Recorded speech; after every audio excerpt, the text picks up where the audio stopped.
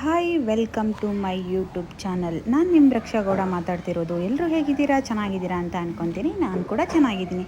ಇದು ಬಂದು ಮಂಗಳವಾರದ ಬ್ಲಾಗ್. ನಾನಿವತ್ತು ಚಾಮುಂಡೇಶ್ವರಿ ದೇವಸ್ಥಾನಕ್ಕೆ ಹೋಗಬೇಕು ಅಂತ ಹೋಗಿದ್ದಲ್ಲ. ಅಕ್ಕ ಮನೇಲಿ ಹಬ್ಬ ಇತ್ತು, ಹೋದ್ವಿ. ಸರಿ ಹೆಂಗೂ ಬಂದಿದ್ದೀವಲ್ಲ ಅಂದ್ಬಿಟ್ಟು ನಮ್ಮಣ್ಣ ನಮ್ಮ ಭಾವ ಇಬ್ಬರು ಫ್ರೀ ಆಗಿದ್ದರು. ಸರಿ ಕರ್ಕೊಂಡು ಹೋಗ್ತೀನಿ ಅಂತ ಕರ್ಕೊಂಡೋದ್ರು. ಅಲ್ಲೋಗಿ ನಾನಿವತ್ತು ಯಾರಿಗೋಸ್ಕರ ತಾಯಿ ಚಾಮುಂಡೇಶ್ವರಿನ ಬೇಡ್ಕೊಂಡೆ ಅಂದರೆ ಸೌಜನ್ಯಗೋಸ್ಕರ ನಾನಿವತ್ತು ತಾಯಿ ಚಾಮುಂಡೇಶ್ವರಿನ ಬೇಡ್ಕೊಂಡಿದ್ದೀನಿ. ಕೆಲವರು ಅಂದ್ಕೊತಾರೆ ವಿಡಿಯೋಗೋಸ್ಕರ ಸೌಜನ್ಯ ಹೆಸರು ಹೇಳ್ತಿದ್ದಾರೆ ಅಂತ. ಇಲ್ಲ, ನನಗೆ ಅಲ್ಲಿ ಹೋಗಿದ ತಕ್ಷಣ ನೆನಪಾಗಿದ್ದೆ ಸೌಜನ್ಯ ಅವರು. ನಾನು ಸೌಜನ್ಯ ಅವ್ರಿಗೋಸ್ಕರನೇ ಇವತ್ತು ಚಾಮುಂಡೇಶ್ವರಿನ ಬೇಡ್ಕೊಂಡಿದ್ದೀನಿ. ತಾಯಿ ಚಾಮುಂಡೇಶ್ವರಿ ನಿಜವಾಗ್ಲೂ ಎಲ್ಲರಿಗೂ ಒಳ್ಳೇದು ಮಾಡ್ತಾಳೆ ಅಂತ ಹೇಳ್ತಾರೆ. ನನಗೂ ಕೂಡ ಒಳ್ಳೇದು ಮಾಡಿದಾಳೆ. ಅದೇ ರೀತಿ ಇವಾಗ ಸೌಜನ್ಯಗೂ ಕೂಡ ನ್ಯಾಯ ಕೊಡಿಸ್ಬೇಕು ಅಂತ ನಾನು ಚಾಮುಂಡೇಶ್ವರಿ ಹತ್ರ ಬೇಡ್ಕೊಂಡು ಬಂದಿದ್ದೀನಿ. ಖಂಡಿತವಾಗಿಯೂ ತಾಯಿ ಚಾಮುಂಡೇಶ್ವರಿ ಸೌಜನ್ಯ ಅವ್ರಿಗೆ ನ್ಯಾಯ ಕೊಡಿಸ್ತಾರೆ. ಈ ಕಾಮುಕರಿಂದ ನಮ್ಮಂಥ ಹೆಣ್ಮಕ್ಳು ಒಬ್ಬೊಬ್ಬರೇ ಓಡಾಡೋದು ತುಂಬ ಕಷ್ಟ ಆಗಿದೆ. ಯಾರನ್ನ ನಂಬಿನೂ ಎಲ್ಲೋಗೋದು ತುಂಬ ಕಷ್ಟ ಆಗಿದೆ. ಎಷ್ಟೋ ಜನ ಹೆಣ್ಮಕ್ಳಿಗೆ ಅತ್ಯಾಚಾರ ಆಗ್ತಾಯಿದೆ. ಇದನ್ನೆಲ್ಲ ತಡೆಯೋಕ್ಕೆ ಸರ್ಕಾರ ಮಾತ್ರ ಮುಂದೆ ಬಂದಿಲ್ಲ. ಅದೇ ನಮ್ಮ ಡಿ ಬಾಸ್ ಮಾಡಿದ್ದು ಒಳ್ಳೆ ಕೆಲಸ. ಅವ್ರು ಮಾಡಿದಾರೋ ಇಲ್ವೋ ಅನ್ನೋದು ತಿಳಿದೆ. ಅವ್ರಿಗೆ ಅನ್ಯಾಯವಾಗಿ ಶಿಕ್ಷೆ ಕೊಟ್ಟರು, ಪರವಾಗಿಲ್ಲ. ದೇವರು ನಮ್ಮ ಕಡೆ ಇರೋದ್ರಿಂದ, ದೇವರು ನ್ಯಾಯ ನೀತಿಗೆ ತಲೆಬಾಗೋದ್ರಿಂದ ನಮ್ಮ ಡಿ ಬಾಸ್ಗೆ ನ್ಯಾಯ ಸಿಕ್ತು. ನಮ್ಮ ಡಿ ಬಾಸ್ ಮಾಡೋದ್ರಲ್ಲಿ ಅಕಸ್ಮಾತ್ ಅವ್ರು ಮಾಡಿದ್ರೂ ಅದು ತಪ್ಪೇ ಇಲ್ಲ ಅಂತ ನಾವು ಹೆಣ್ಮಕ್ಳುಗಳು ಹೇಳೋಕ್ಕೆ ಇಷ್ಟಪಡ್ತೀವಿ. ಡಿ ಬಾಸ್ ಥರ ಎಲ್ಲರ ಮನೆಯಲ್ಲೂ ಒಬ್ಬೊಬ್ಬರು ಗಂಡು ಮಕ್ಕಳಿದ್ರೆ ಯಾವ ಹೆಣ್ಮಕ್ಳಿಗೂ ಈ ಥರ ತೊಂದರೆ ಬರಲ್ಲ. ಡಿ ಬಾಸ್ ಮಾಡಿದ್ದು ತಪ್ಪು ಅನ್ನೋರಿಗೆ ನಾನು ಹೇಳೋದು ಒಂದೇ ಉತ್ತರ. ನೀವು ನಿಮ್ಮ ಮನೇಲಿ ಅಕ್ಕ ತಂಗಿಯರಿದ್ದು ನಿಮ್ಮ ಮನೇಲಿ ಅಕ್ಕ ತಂಗಿದಿರಿಗೆ ಯಾರಾದರೂ ಈ ಥರ ಕೆಟ್ಟದಾಗಿ ನಡ್ಕೊಂಡ್ರೆ ನೀವು ಸುಮ್ಮನೆ ಇರ್ತೀರಾ? ಕೆಲವು ಜನ ಸೋಷಿಯಲ್ ಮೀಡಿಯಾದಲ್ಲಿ ಹೇಳಿದ್ದೀರಾ, ನಿಮ್ಮ ಗಂಡಂಗೆ ಈ ಥರ ಮಾಡಿದರೆ ನೀವು ಸುಮ್ಮನೆ ಇರ್ತಿದ್ರಾ ಅಂತ. ಅಂಥ ಗಂಡ, ಅಂಥ ಅಣ್ಣ, ಅಂಥ ತಮ್ಮ ಬೇಡವೇ ಬೇಡ. ಏನಕ್ಕೆ ಅಂಥ ಅಣ್ಣ ತಮ್ಮದಿರು?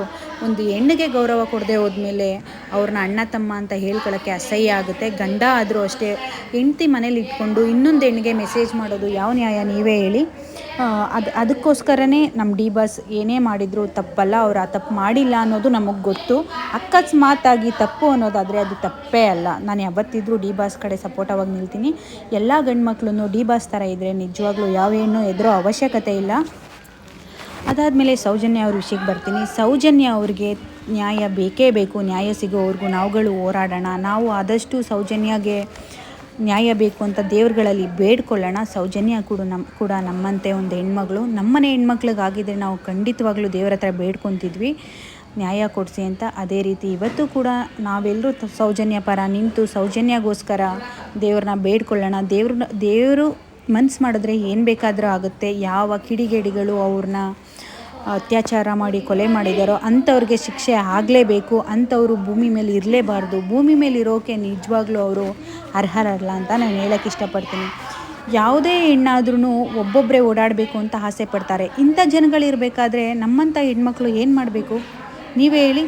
ನಾವು ಹೆಣ್ಮಕ್ಳು ಒಬ್ಬೊಬ್ಬರೇ ಓಡಾಡೋದು ಹೇಗೆ? ನೀವೇ ಹೇಳಿ. ನಿಜವಾಗ್ಲೂ ಹೆಣ್ಮಕ್ಳಿಗೆ ಇನ್ನೂ ಸ್ವಾತಂತ್ರ್ಯ ಸಿಕ್ಕಿಲ್ಲ ಅಂತ ನಾನು ಅಂದ್ಕೊತೀನಿ. ಕೆಲವು ಹೆಣ್ಮಕ್ಳು ಕುಡಿದು ನಶೆನಲ್ಲಿ ಬೀದಿಲಿ ಬಿದ್ದು ಒದ್ದಾಡೋ ಹೆಣ್ಮಕ್ಳನ್ನ ನೋಡಿ ಕೆಲವ್ರು ಅಂತಾರೆ, ಇಂಥ ಹೆಣ್ಮಕ್ಳು ಇದ್ರೇನು ಇಲ್ಲದೇ ಇದ್ರೇನು ಅಂತ. ಇನ್ನು ಕೆಲವು ಹೆಣ್ಮಕ್ಳು ನಿಜವಾಗ್ಲೂ ಎಷ್ಟೋ ಒಳ್ಳೆ ಹೆಣ್ಮಕ್ಳುಗಳ ಲೈಫ್ನ ಹಾಳು ಮಾಡ್ತಿದ್ದಾರೆ. ಇಂಥ ರಾಜಕೀಯ ಇರೋವರೆಗೂ ನಮ್ಮಂಥ ಹೆಣ್ಮಕ್ಳಿಗೆ ನ್ಯಾಯ ಸಿಗಲ್ಲ. ನಿಜವಾಗ್ಲೂ ರಾಜಕೀಯದಲ್ಲಿ ಸತ್ಯ, ನೀತಿ, ಧರ್ಮ ಇದೆ ಅನ್ನೋದೇ ಆದರೆ, ನಮ್ಮ ಕಾನೂನಲ್ಲಿ ನ್ಯಾಯ ನೀತಿ ದೊರಕುತ್ತೆ ಅನ್ನೋದೇ ಆದರೆ ಈ ಸೌಜನ್ಯಗೆ ನ್ಯಾಯ ಕೊಡ್ರಿ ಅಂತ ನಾನು ಕೇಳ್ತೀನಿ. ಅದೇ ರೀತಿ ಎಲ್ಲ ಮುಗಿಸಿ ಇಷ್ಟೊತ್ತು ಸೌಜನ್ಯ ಬಗ್ಗೆ ಮಾತಾಡಿದೆ. ಮತ್ತು ನಾನು ಹೋಗಿದ್ದ ವಿಷಯ ಮಾತಾಡ್ತೀನಿ. ಎಲ್ಲ ಕಡೆ ಪ್ರದಕ್ಷಿಣೆ ಹಾಕಿ ಪ್ರಸಾದ ತಿಂದು ಹೊರಡಬೇಕಾದ್ರೆ ಅಲ್ಲಿ ಗುಹೆ ಥರ ಇತ್ತು. ಆ ಗುಹೆನಲ್ಲಿ ಏನಿದೆ ಅಂತ ನೋಡೋಣ ಅಂತ ಹೋದ್ವಿ. ಅಲ್ಲಿ ಇಂಥ ಪ್ಲೇಸ್ ಇಲ್ಲ ಅನ್ನುವಂಗಿಲ್ಲ. ಮಹಾರಾಜರು ತಾವಿಂದ ಹಿಡಿದು ತಾಯಿ ಭುವನೇಶ್ವರಿ, ಕನ್ನಡಾಂಬೆ ತುಂಬ ಚೆನ್ನಾಗಿ ಗೋಪುರದಲ್ಲಿ ಇರೋ ಅಷ್ಟು ಚಿಕ್ಕ ಜಾಗದಲ್ಲಿ ತುಂಬ ಥರ ಮಾಡಿದ್ದಾರೆ.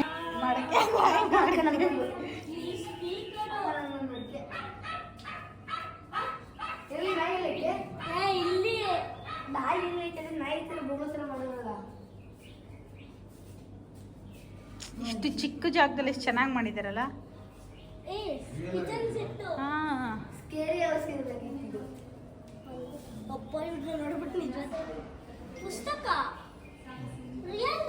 ಅಲ್ಲ, ಇಲ್ಲಿರೋದು ಕೂಡ ಇಲ್ಲ ಡೂಪ್ಲಿಕೇಟ್ ಇವು.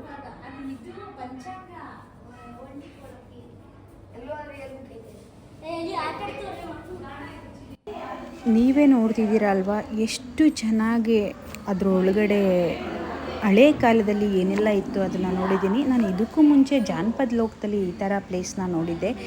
ಇಷ್ಟೆಲ್ಲ ಪ್ಲೇಸು ಅಲ್ಲೂ ಕೂಡ ಇಲ್ಲ. ಇಲ್ಲಂತೂ ಕುಡ್ಲು ಅಂದರೆ ಆಚಾರ್ಯರು, ಮತ್ತು ಪಾತ್ರೆ ತಯಾರು ಮಾಡೋರು, ಮತ್ತು ದನಗಳು, ಹಸುಗಳು, ಲಿಂಗಗಳು, ಅದಕ್ಕಿಂತ ಹೆಚ್ಚಾಗಿ ನ್ಯಾಯ ಹೇಳೋದು, ಮತ್ತು ಡಮರುಗ ಮಾಡೋರು, ಮತ್ತು ಗೇಮ್ಸ್ ಅಂದರೆ ಆಗಿನ ಕಾಲದಲ್ಲಿ ಪಚ್ಚಿ ಆಡ್ತಾಯಿದ್ರು, ಮತ್ತು ನೇಗಿಲು ಕಟ್ಕೊಂಡು ಚಕ್ರಬಂಡಿ ಆಡ್ತಾಯಿದ್ರು.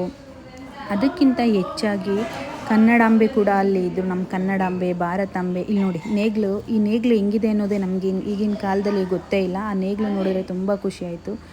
ಅಶೋಕ ಚಕ್ರವರ್ತಿ ಅಂತೆ, ಅಂಬೇಡ್ಕರ್ ಅಂತೆ, ತುಂಬ ಜನನ ಅಲ್ಲಿ ತಯಾರು ಮಾಡಿದ್ದಾರೆ. ನಿಜವಾಗ್ಲೂ ಎಷ್ಟು ಹೇಳಿದ್ರು ಕಮ್ಮಿನೇ. ಇದು ಬಂದು ನ್ಯಾಯ ಹೇಳೋರ ಮನೆ ಅಂತೆ. ನೀವೇ ನೋಡಿ, ನನಗೆ ಹೇಳೋಕ್ಕಾಗಲ್ಲ, ನೀವೇ ನೋಡಿ. ಸಖತ್ತಾಗಿ ಮಾಡೋದು. ಇದು ಶಿಲೆ, ದೇವ್ರದ್ದು ಶಿಲೆ ಕೆತ್ತುತ್ತಾ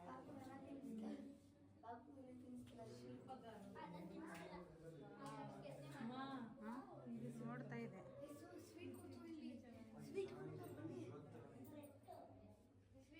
ಆಗಿನ ಕಾಲದಲ್ಲಿ ಹೆಂಗಿತ್ತು ಅಂತ ರೊಟ್ಟಿ ತರ್ತಾರಲ್ಲ ಅಕ್ಕ, ಸ್ವೀಟ್ ಕೊಡ್ತೋ ಬಾಯಿಸ್ಕೋ.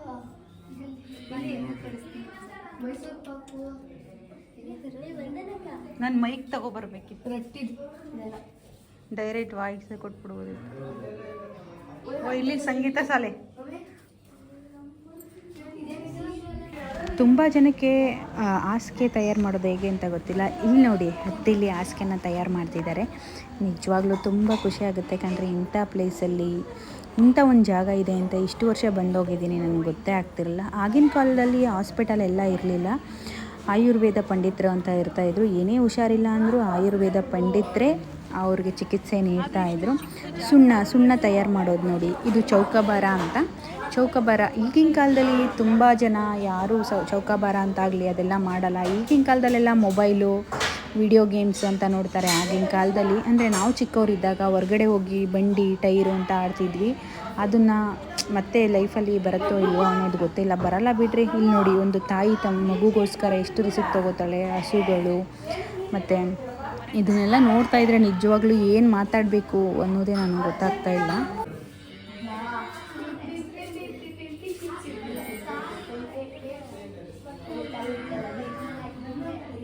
ನಿಜವಾಗ್ಲೂ ಇದೆಲ್ಲ ನೋಡೇ ಇರಲಿಲ್ಲ.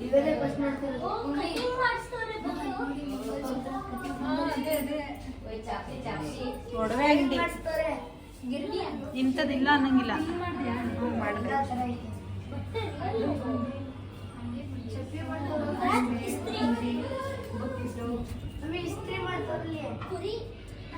ಬತ್ತು 750 ರೂಪಾಯಿ ಬತ್ತು.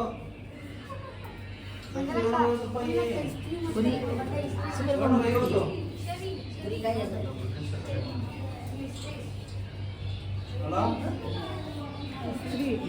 ರೂಪಾಯಿ. 750 ರೂಪಾಯಿ ಬಂದದೆ. ಹಾಂ ಆಯ್ತಾ? ಅದೇ ಇದರಲ್ಲಿ ಒಂದು ಕಡೆ ಸ್ಕೇರಿಂಗ್ ಹೋಗುತ್ತೆ, ಒಂದು ಕಡೆ ಮೊದಲು ಹೋಗ್ತಿದ್ದಾರೆ. ನೋಡಿ ಆ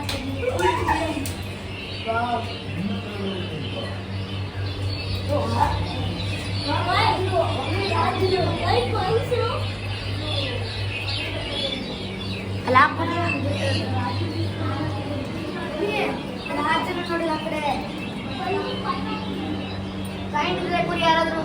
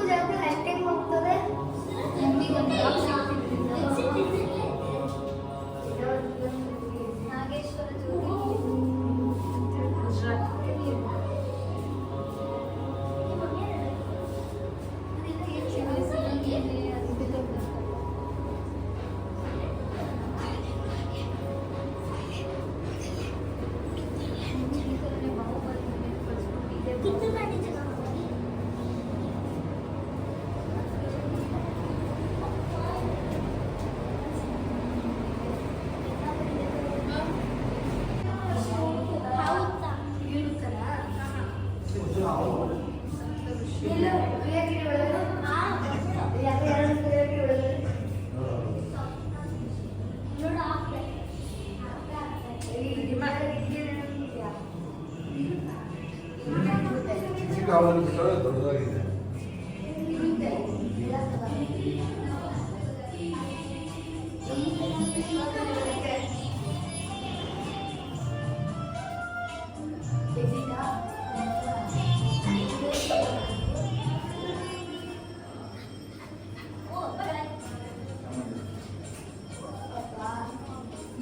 ಸಿದ್ದೇಶ್ವರ ಸ್ವಾಮಿಗಳು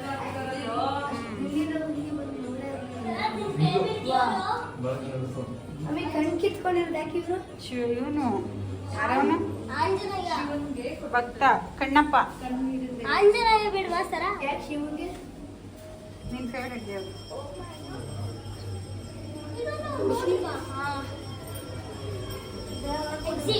ಫೈನಲಿ ಎಕ್ಸಿಟ್ ಬಂತು. ಎಲ್ಲ ಮುಗಿಸಿ ಆಚೆ ಬಂದ್ವಿ. ನೀವೇ ನೋಡಿದ್ರಲ್ವ ಎಷ್ಟು ಚೆನ್ನಾಗಿ ಮಾಡಿದ್ದಾರೆ ಅಂತ. ಫೈನಲಿಗೆ ಮನೆಗೆ ಹೊರಡೋಣ ಅಂತ ಹೊರಡ್ತಾ ಇದ್ವಿ. ಅಲ್ಲಿ ತುಂಬ ಜನ ಮಾತಾಡ್ಸಿದ್ರು. ಫೈನಲಾಗಿ ಹೊರಡ್ಬೇಕಾದ್ರೆ ಒಂದು ಅಕ್ಕ ಬಂದು ಒಂದು ಫೋಟೋ ತೆಕ್ಕೊಳ್ಳೋಣ ಅಂದರು. ಸರಿ ಅಂತ ಅವ್ರಿಗೊಂದು ಫೋಟೋ ತೆಕ್ಕೊಂಡು ಸರಿ ಹೊರಡೋಣ ಅಂತ ರೆಡಿಯಾಗಿ ಮತ್ತೆ ತಾಯಿ ಚಾಮುಂಡೇಶ್ವರಿಗೆ ನಮಸ್ಕಾರ ಮಾಡಿ ಹೊರಟೆ. ನನ್ನ ಇವತ್ತಿನ ದಿನ ಹೀಗಿತ್ತು. ಯಾರಿಗೆಲ್ಲ ವಿಡಿಯೋ ಇಷ್ಟ ಆಯಿತು ಲೈಕ್ ಮಾಡಿ, ಶೇರ್ ಮಾಡಿ. ಸರಿ ಆಯಿತು ಅಂತ ಆಚೆ ಬಂದರೆ ಏನಾದರೂ ಪ್ರಸಾದ ತೊಗೊಳ್ಳೋಣ ಅಂತ ನಮ್ಮಕ್ಕ ಕಡಲೆಪುರಿ ಖಾರ ಸೇವೆ, ನಿಮಗೆ ಗೊತ್ತಲ್ಲ, ಯಾವುದಾದ್ರೂ ದೇವಸ್ಥಾನಕ್ಕೆ ಹೋದರೆ ಕಡಲೆಪುರಿ ಖಾರ ಸೇವೆ ಮಿಸ್ಸೇ ಆಗಲ್ಲ. ನಮ್ಮ ಮನೇಲಿ ತೊಗೊಂಡು ಬರ್ತೀವಿ. ಎಲ್ಲ ತೊಗೊಂಡು ಅಲ್ಲಿ ಒಂದಷ್ಟು ಬ್ಯಾಂಗಲ್ ಸ್ಟೋರೀಸು ಇತ್ತು, ಅಲ್ಲೂ ಹೋಗಿ ನೋಡಿದೆ. ನನಗೆ ಯಾವುದೂ ಇಷ್ಟ ಆಗಿಲ್ಲ, ಬಟ್ ಚೆನ್ನಾಗಿತ್ತು, ಮಕ್ಳು ಹಾಕ್ಕೊಳ್ಳೋ ಥರ ಇತ್ತು. ಅದೆಲ್ಲ ಮುಗಿಸ್ಕೊಂಡು ಮನೆಗೆ ಹೊರಟ್ವಿ. ರೋಡಲ್ಲಿ ಬರ್ತಾ ಇರಬೇಕಾದ್ರೆ ಗಾಡಿನ ಸೈಡ್ಗೆ ಹಾಕಿ ಒಂದೆರಡು ವಿಡಿಯೋ ಕೂಡ ಮಾಡಿದ್ವಿ. Thank you. ಯಾರೆಲ್ಲ ನನ್ನ ವಿಡಿಯೋ ನೋಡ್ತಿದ್ದೀರಾ ಅವರೆಲ್ಲರಿಗೂ ನನ್ನ ತುಂಬ ಹೃದಯದ ಧನ್ಯವಾದಗಳು. ಯಾವಾಗಲೂ ಇದೇ ರೀತಿ ಸಪೋರ್ಟ್ ಮಾಡ್ತಾಯಿರಿ. Thank you so much.